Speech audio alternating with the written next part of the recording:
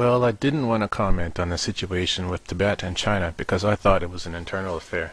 But since it's happened and so much has been made of it lately, I think it's grown into something that it really shouldn't be, and it's involving a lot of misunderstanding between Westerners and Chinese.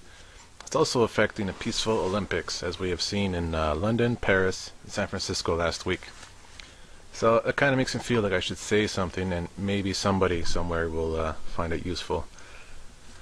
As you may have heard, last Sunday in Parliament Hill, thousands of pro-China supporters gathered to proclaim that Tibet was part of China for hundreds of years, denounce the Western media's distortion of the facts, and to encourage a peaceful Olympics for the whole world.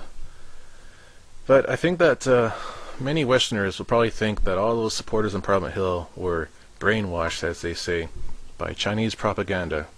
And they're also angry that some Western media outlets are blocked by the Chinese government. But my question then is, why are so many Chinese people around the world upset with the Western media's distortion of the situation in China, and they have the same access to the free press as I do? Why are they just as angry as those in China? My answer is that the Western media is indeed biased towards China, and not just on the Tibet issue. I think it's been this way for a long, long time. Growing up in Canada, we were led to believe that China was very polluted, very dirty and crowded country. The environment was of no concern, and human rights were a huge problem. But last year, I took a 6-week vacation to China, and it was very different from what I was taught. The people were extremely warm and friendly.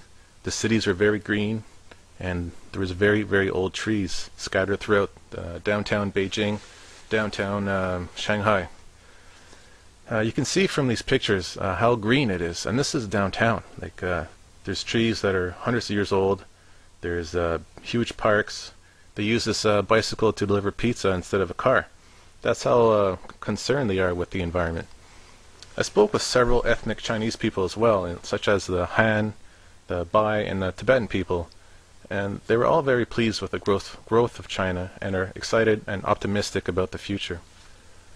But the strange thing is, Westerners always seem to mention human rights when talking about China in the same breath. We seem to think that the whole country is suffering from a deplorable lack of human rights. However, when you go in there and talk to them, you will see that they are generally very happy and have a lot of hope for the future. Many are even willing to stay in China and do not even want to come to the West, as we probably assume. Human rights don't even cross their mind, and they find it strange that Westerners are always hung up on the human rights in China. Chinese know that China is not perfect, but as a developing country, China is trying hard and is coming a long way in developing their economy and solving their social problems. Many Chinese people have experienced phenomenal growth in the past 20 years, and it will likely continue in the future.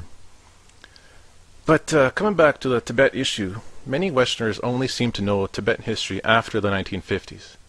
But when Chinese say that Tibet was part of China for hundreds of years, many Westerners are shocked and don't believe it. But how can these Westerners be so sure if they don't really know history? It's probably because they never took the time to learn. I know it because I used to be one of those people. I only knew the basics of China. I didn't have enough information to form a solid opinion on anything. I wanted to learn more, so I bought this textbook at the bookstore called The Rise of Modern China by Emmanuel Su. Now, this book is used in many Canadian universities, and it will teach you a lot about China over the last 400 years or so. It does not go into great detail about Tibet, but it does have old maps that clearly show Tibet as being part of China. It's very clear about that. But what I'm trying to say here is whether you are pro-China or anti-China, you should always use your own eyes and reasoning to arrive at your own conclusions. Don't let others do it for you, and don't just follow the Western media. The 2008 Beijing Olympics is a perfect opportunity to learn more about China and the Chinese. But unfortunately, some people are already refusing this chance, and some are even pushing for a boycott.